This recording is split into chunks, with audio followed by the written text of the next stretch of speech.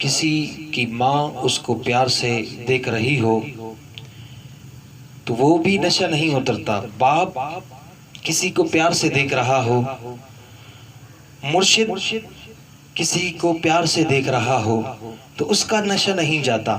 تو یہاں تصور میں بندہ ڈوب جائے کہ میرا رب مجھے دیکھ رہا ہے، اللہ اکبر، میرا رب مجھے دیکھ رہا ہے۔ تو جب رب شفقت سے محبت سے بندے کو دیکھ رہا ہے، پھر اس کی نماز میں کیوں لذت پیدا نہیں ہوگی، کیوں سرور پیدا نہیں ہوگا، کیوں کیفیات کا جہاں آباد نہیں ہوگا؟ تو فرمایا کہ پھر دو خشوع کرتے ہیں، پھر وہ لوگ خشوع کرتے ہیں، گڑ گڑاتے ہیں، روتے ہیں، عجز اور انکساری کرتے ہیں۔ ان کی نمازیں پھر کسی حماد کے ساتھ ہوتی ہیں، کسی محبت کے ساتھ ہوتی ہیں، کسی پیار کے ساتھ ادا ہوتی ہیں۔ ان کی سجدوں کی کیفیت کیا ہوتی ہے، اللہ اکبر۔ ایک روایت میں آتا ہے کہ بندے کو پتہ چل جائے کہ سجدے میں جو اس پر اللہ تبارک و تعالی کی رحمتیں اترتی ہیں، اگر بندے کو پتہ چل جائے کہ سجدے کی حالت میں اللہ تبارک و تعالی کی رحمتیں جو اس بندے پر اترتی ہیں، اللہ اکبر، تو وہ سجدے سے سر ہی نہ اٹھائے۔ تو کیونکہ اللہ تعالی کی رحمت اس پر نازل ہو رہی ہوتی ہیں، تو وہ اپنی نمازوں میں خشوع کرتے ہیں، للہیت کے ساتھ، خلوص کے ساتھ، عز اور انکساری کے ساتھ، گڑ گڑاتے ہوئے، روتے ہوئے۔ اللہ میرے بھائی، وقت ایک قیمتی اثاثہ ہے، اور قیمتی اثاثہ سب سے قیمتی کمائی ہے۔ انسان ہو تو انسان یوں تو اس کو نہیں اڑاتا، سب سے قیمتی اثاثہ جو ہمیں دیا گیا ہے وہ وقت ہے۔ امام شافعی فرماتے ہیں کہ میں فقیروں کی دو باتیں سیکھی جنہوں نے مجھے بڑا نفع دیا۔ چونکہ اہل اللہ کی باتیں ہوتی ہیں، وہ باتوں کی بھی امام ہوتی ہیں، کیونکہ ان کے مشاہدات کا نچوڑ ہوتی ہیں۔ حضرت امام احمد بن حنبل حضرت بشر حافی کے پیچھے دوڑتے تھے۔ کسی نے ان سے کہا کہ آپ اتنے بڑے عالم دین ہیں، اس فقیر سے کیا تلاش کرتے ہیں؟ امام احمد بن حنبل نے فرمایا کہ احمد جس رب کو مانتا ہے، بشر حافی اس رب کو جانتا بھی ہے، تو ان سے بڑی باتیں ملتی ہیں۔ کہا فقیروں سے بڑا فائدہ حاصل ہوتا ہے، بہت کچھ سیکھنے کو ملتی ہے۔ الوقت سیف قاطع، کیا فرمایا؟ الوقت سیف قاطع، وقت جو ہے کاٹ دینے والی تلوار ہے۔ اگر وقت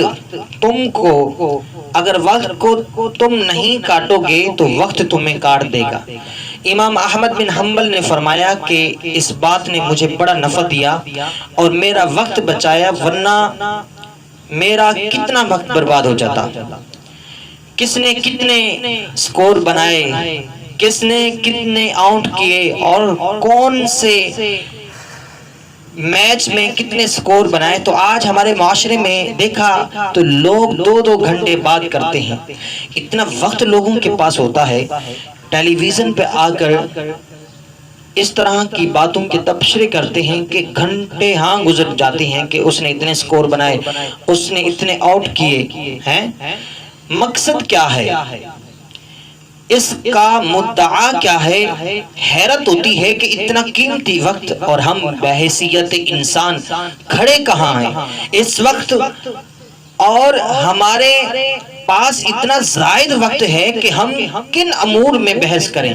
ایک بندہ باہر سے آیا، اس نے دیکھا کہ پھاٹک ریلوے پر بندے جو ہیں سائیکل کو سر پر اٹھا کر جا رہے ہیں، کوئی موٹر سائیکل کو گھسیٹ کر جا رہا ہے۔ تو میں سوچنے لگا کہ اتنا ذمہ دار قوم کہ اپنے وقت کو بچانے کے لیے، اپنے مقصود کو حاصل کرنے کے لیے کام پر جہاں جا رہے ہیں، اس مقصد کے حصول کے لیے اپنے وقت کو اتنا بچایا جا رہا ہے کہ سائیکل کو سر پر اٹھا کر لے جایا جا رہا ہے، موٹر سائیکل کو گھسیٹتے ہوئے لے جایا جا رہا ہے۔ اللہ اکبر۔ جب پھاٹک کھل گیا، ریل گاڑی پار کر گئی، اور جب کراس کیا تو دیکھا کہ آگے ایک بندریہ کا جو ہے میلہ لگا ہوا ہے، تماشا لگا ہوا ہے، اور 600 آدمی اس بندریہ کا تماشا دیکھ رہے ہیں۔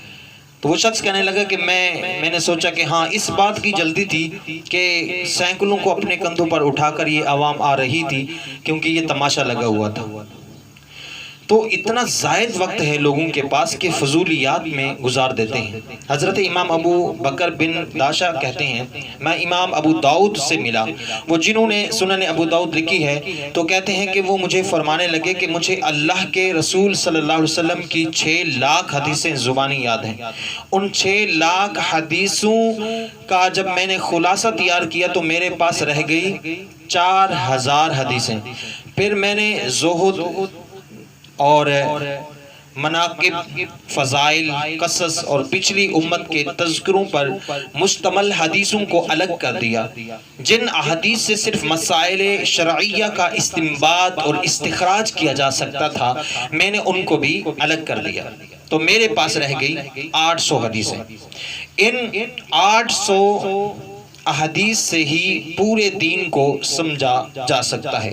جس طرح کہ قرآن مجید کی آیت میں صرف 500 آیات جن سے احکام شرعیہ ثابت ہوتے ہیں، باقی کچھ پچھلی امت کے تذکرے ہیں، اور کچھ تنذیر ہے، جہنم سے ڈرایا گیا ہے، کچھ تحذیر ہے، اور کچھ تبشیر ہے، جنت کا بتایا گیا ہے، اور اس کے نقشے بیان کیے گئے ہیں۔ پچھلی قوموں پر آنے والے عذاب اور ان کے اسباب بیان کیے گئے ہیں، اور بہت ساری چیزیں بیان کی گئی ہیں، لیکن جن سے احکام ثابت ہوتے ہیں ان کی تعداد، ان آیات الاحکام کی جو تعداد ہے وہ 500 ہے۔ اسی طرح لاکھوں احادیث جب خلاصہ تیار کیا گیا جن سے احکام کا ثبوت ہوتا ہے اور مسائل شرعیہ کا استنباط اور استخراج کیا جاتا ہے، ان کی تعداد 800 ہے۔ اور امام ابو داؤد فرماتے ہیں کہ ان 800 احادیث کا میں نے ایک اور خلاصہ تیار کیا تو میرے پاس رہ گئی 4 حدیثیں۔ 4 حدیثوں کے بارے میں وہ فرماتے ہیں اساس الاسلام ہے۔ وہ 4 حدیثیں کیا ہیں؟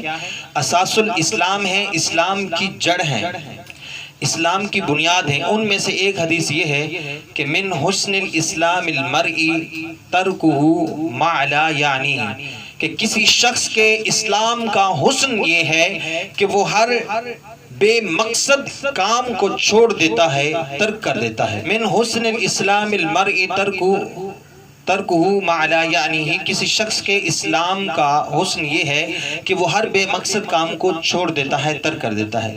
تو اس حدیث مبارکہ سے ہمیں درس یہ ملتا ہے کہ ہر وہ کام جس کا دنیا کے اندر اور آخرت کے اندر کوئی بھی مقصد نہیں ہے، تو اس کام کو ہمیں ترک کر دینا چاہیے، چھوڑ دینا چاہیے، اور اس کام کو اپنانے کی کوشش کرنی چاہیے جس کام کا دنیا کے اندر بھی فائدہ ہو اور آخرت کے اندر بھی